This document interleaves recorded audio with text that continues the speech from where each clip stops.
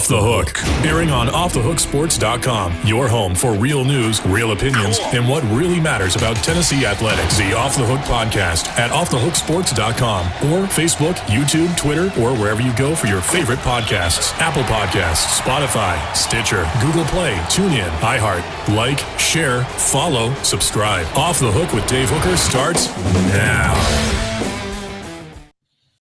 With Chris Landry, I'm Dave Hooker. Chalk Talk. I remind you to stop what you're doing, click that subscribe button, click that like button so we can bring you more content about Tennessee and the SEC.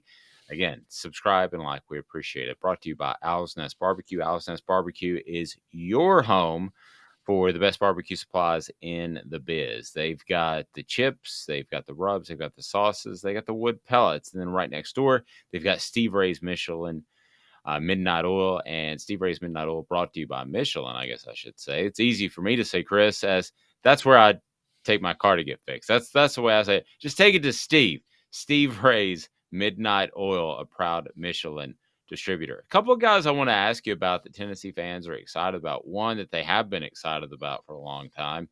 One that's a little bit newer with Chris Landry of LandryFootball.com. Chris, let me start with JWT, Justin Williams Thomas. The guy, I guess I wondered how he would fit in. I know he's highly recruited. I know he's put together well, but the thing that really surprised me was when he was first made available to the media, it seemed like he had just completed like a job interview and that he was being evaluated about his performance. That guy had the maturity that I hope to achieve one day. And Chris, I looked at him like he has a plan. Now he didn't say this, but his plan is to light it up for Tennessee, play 3 years, go to the NFL, make cajillions of dollars. And after watching the interview, I'm not going to be one to doubt him. I was very impressed by his maturity level. Well, it's good to hear. I've heard good things about him on, coaches talking about him on the recruiting trail. You hear a lot of that. You don't know how to quantify it until you maybe see it yourself. So it's good that he has that maturity. I think guys are more aware today. So it's really good. He's a very productive back in the state of Georgia as a high school player. Very good. You can see the instinctiveness as a runner. He can get downhill very quickly. Like his vision, like his ability to read angles of the defender. He changes direction really good. He's got good lateral agility. And runs with power, runs under his pads, as we like to call them. I don't know if you will remember. A lot of people used it, but he used to use it more than anybody. Johnny Majors used to always say, "Runs with body lean." Remember, he used to say that. That's what it means. You run with lean. You want to get downhill, get under your pads of the defenders. He does those things very well. He just doesn't have. He doesn't have the workout numbers in terms of the straight line speed. Guy's got good football speed. I think it's going to be interesting to see how he develops in this offense. You've got to be very aware of when to release out of your routes and when to stay in and the proper angles and pass protection. That's not something you ask to do a lot in high school in most cases. In his case, that's where he's most raw at. But he certainly can help, this backfield become more and more productive.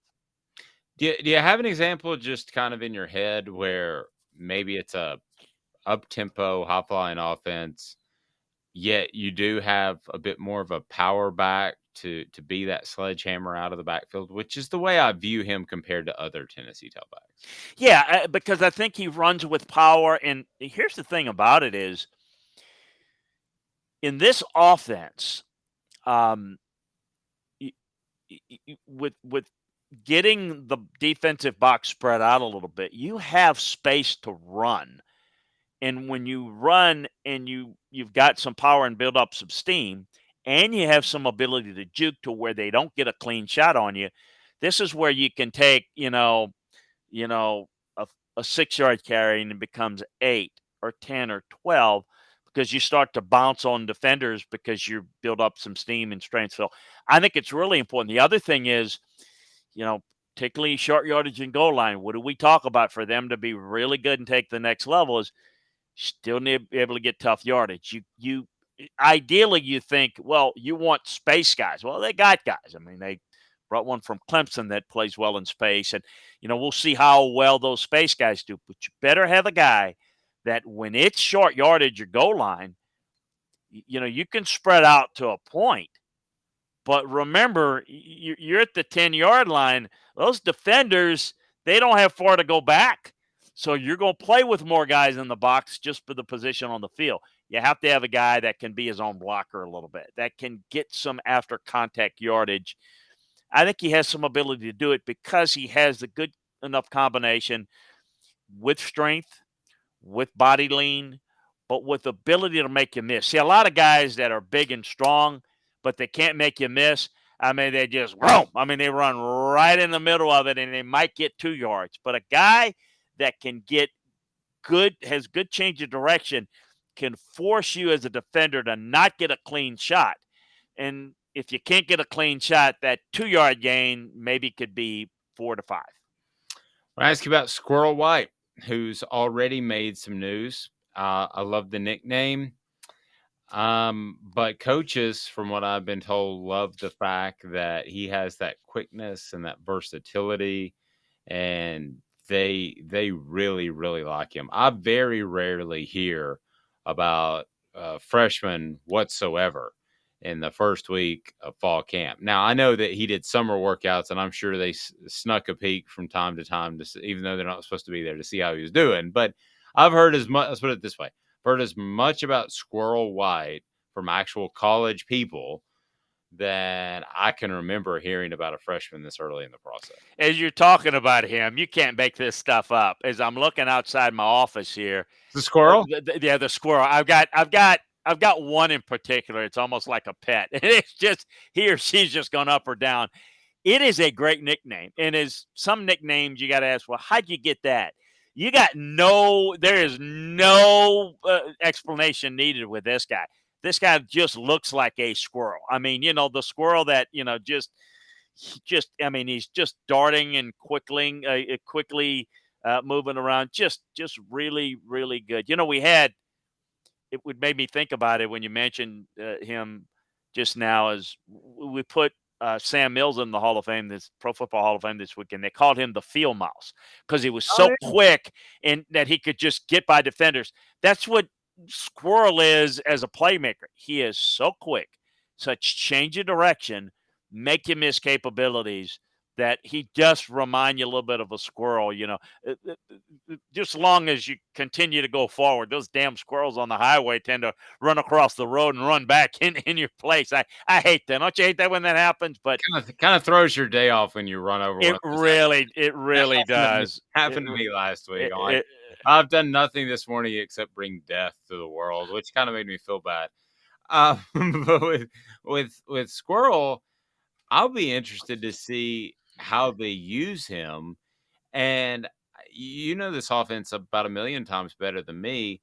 What are there versatile ways to use that type of guy and put him in different spots? Oh man, yeah. Look, I mean, certainly wherever you line him up, I mean, catching the ball and after the catch, we know that. But I would use him on a lot of the orbit sweeps, the jet sweeps, right, in motion, and you fake to him and throw it, or you give it to him. Now you talk about if you have to prepare for that, I would put that enough on tape every week to make that the team that you're playing. I would make them defend that. And boy, that you talk about giving you a good read of the defense right at the snap as you work the jet sweeps with him. I think you get the ball in the hands of him. Kick return, which my understanding is he did a great job in practice the other day, in the scrimmage the other day. Look, he's fast, but he's quicker than fast. And I think he was a 10.69, 100-meter guy. But he's quicker than fast, which is saying a lot. So, look, I know they love their receivers. I mean, they say the receivers are doing well, the young guys. I think what's interesting is we talk about this a lot. As much as they utilize receivers, it's mostly, Dave, as you know, that Josh does. He uses 3 receivers mostly. I mean, he doesn't alternate them a lot. I mean, you have injuries, you spell a guy for series, but it's basically the 3. You're going to find a way. I think I would certainly find a way to get this guy on the field. He reminds me a lot of Skylar Green, who played at LSU under Jimbo Fisher and Nick Saban. And I'm not saying this is going to happen with Squirrel, but Marcarius, if by the way, for folks just thinking, I'm sure his family would love us to say Marcarius. But here's the thing that I would say to Josh, and you know, to Alex Golish, don't worry about how much he knows. Like I remember when doing some work in when aforementioned Skylar Green. Jimbo would say, well, Nick, I can't put him in because he doesn't know this or that. He said, he doesn't need to know how. Get him 2 things that he can do. And then, it just opened up the offense. Same thing with this guy. Don't worry about what he doesn't know. Don't worry about if he's not a great route runner yet. Get him on the field. He's a playmaker. Return game, jet sweeps, teach him a couple of routes, go with it, make defenses pay for having him on the field, and then he'll gradually learn another route better and become better with reading defenses. But I think this is a guy that you scheme getting the ball to a few times a game just to make the defense have to prepare for it in practice when when they line up and scout you. That's going to open up things for other guys. I think he's a dynamic playmaker potential. Okay, Chris. So you can be honest with me if you don't like this. Okay, you just tell me. Sure. But I'm thinking the first time Squirrel White scores, and he got that nickname from his grandmother because squirrels were going after tomatoes. Oh, okay. Yeah, and she actually called him a squirrel because he would move at the same time of the squirrels that were going after tomatoes, which tells me she was yelling at the squirrels going after tomatoes. And as a little baby, he was a bit startled by that. That is my hunch. There's no better way to build fast twitch muscles than some fear, Chris. But I kind of look at him.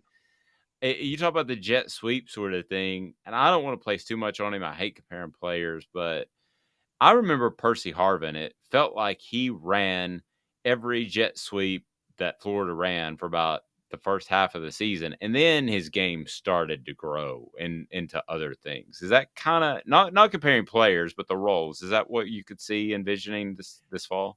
Well, the offense in which obviously Percy ran was Way a different. run offense, and so I think it's a bigger challenge because what they do is and it's not that Tennessee can't do some of this, but they put Percy some in a wildcat situation at times, and then they pitched it to him.